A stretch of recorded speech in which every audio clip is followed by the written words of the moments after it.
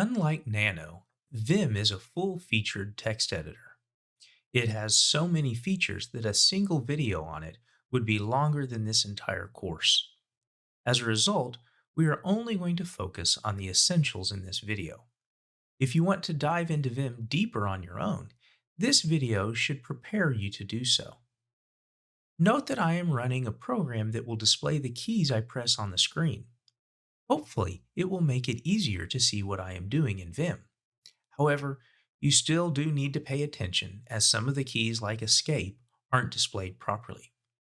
To start editing a text file using Vim, simply use the command vim and then the file, in this case, example.txt. If Vim isn't installed by default on your system, you may see a command not found error. It is easy to install using the package management system we discussed in a previous video. Vim is what is called a modal editor. Nano is not a modal editor. That is why we could simply start editing text when we open the file. Vim has three modes: command, which is the default and which is what we're in here, input, and last line. Before we dive into any details of how to move around a file or edit it, I do want to mention how to exit the program. A new user's inability to exit Vim has become something of an internet joke, and I want to make sure you know how to exit Vim in case you get confused as to your current mode and need to restart. To properly exit, we need to be in command mode, which means we need to exit our current mode, for example, if we were in input mode. To exit input mode, we press the escape key. Users that use Vim all the time will often press the escape key a number of times just to make sure they're actually in command mode. Depending on your system, you may even hear a beep that indicates you're already in command mode. To exit, we simply type :Q for the command to quit. Now, if we had made any changes to the file, Vim would have prevented me from quitting and complained that I have to write out the changes to the file. Let me make some changes to show you.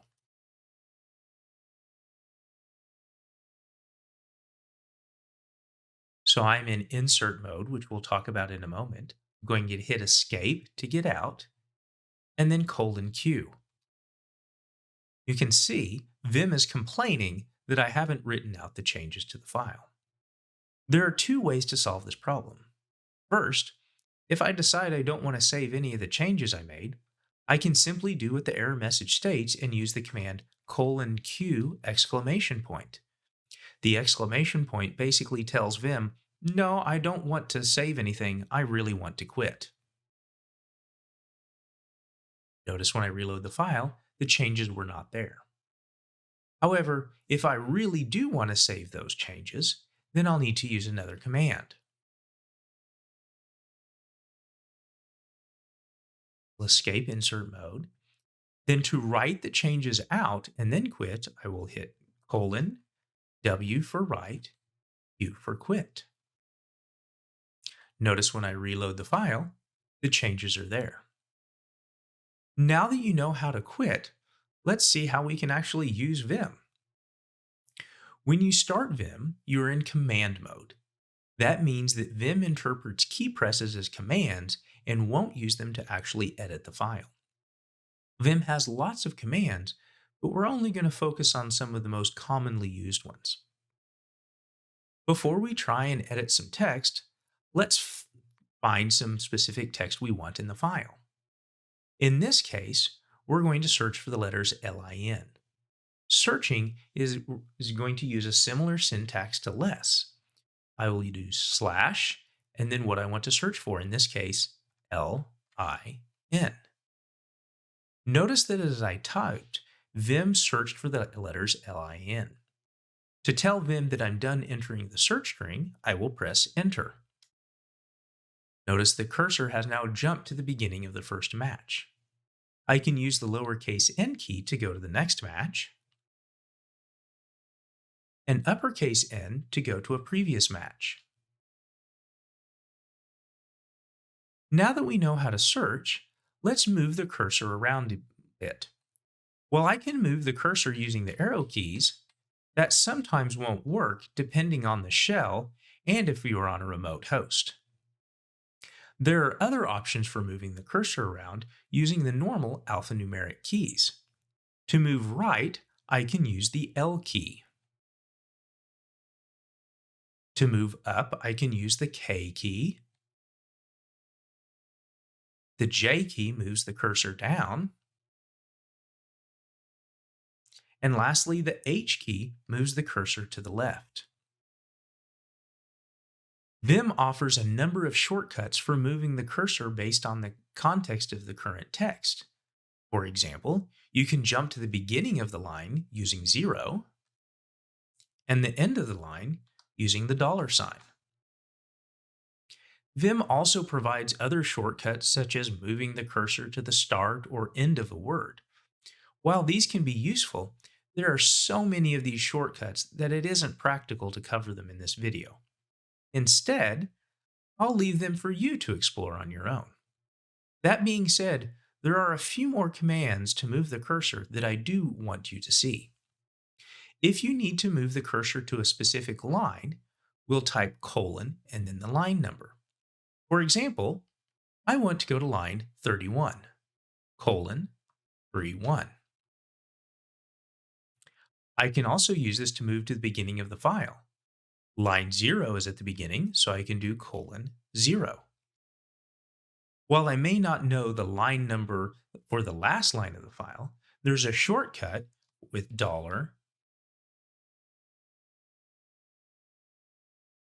I can also use the shortcuts 2 lowercase g's to go to the first line and an uppercase G to move to the end of the line. If you need to move up or down a screen at a time and the page up and page down keys don't work, you can use Control B to go up a screen and Control F to move down a screen. Now that we know how to move around the file, let's actually start editing some text in our text editor. To start inserting text, we need to switch from command mode to insert mode. To enter insert mode, we will press I. This inserts text before the cursor, which in this case is before the U. If we want to insert text after the cursor, we need to use another command. So I will exit insert mode using escape, and then move my cursor. So I want to append text after the U. I will use the command A. And then I can exit insert mode by pressing escape.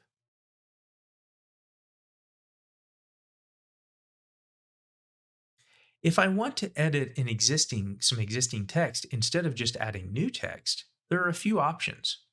For example, let's say I want to simply delete that first B that I entered. I can do that using the X command. If I realize I made a mistake, I can undo that using U. If I realize that I made a mistake by undoing it, I can redo that command with Control R. Let's say instead of removing a character, I want to replace it. So I want to replace that B with a Q. To do that, I would use the command R. Notice that it simply replaced that letter. If I want to delete an entire line, I could use the command DD. If, let's say, I wanted to delete multiple lines, I can add a number before those two Ds. For example, if I want to delete 5 lines, I would type 5DD and delete 5 lines. Vim also has the ability to copy, cut, and paste text. To do this, we need to enter visual mode from command mode. To start visual mode, I press V. I can then move the cursor to select the text that I want to copy or cut. Once I have the text selected, I can yank or copy the text using Y. It's now in the clipboard. To paste it, I'm going to move the cursor to the desired location and then press P to paste. Notice that it pasted it after the cursor. If I want to paste it before the cursor, I can press capital P. Now let's try cutting some text. I need to enter visual mode again with V and then select the text. Once I have selected the text, I can cut it by pressing the D key. And then I can paste it again using P. As I previously mentioned, we have only scratched the surface of what Vim can do in this video. If I were to include everything it could do, the video would be a few hours long and we would all fall asleep in the first 10 minutes. However, you should have learned enough in this video to get started using Vim and be able to learn the rest on your own.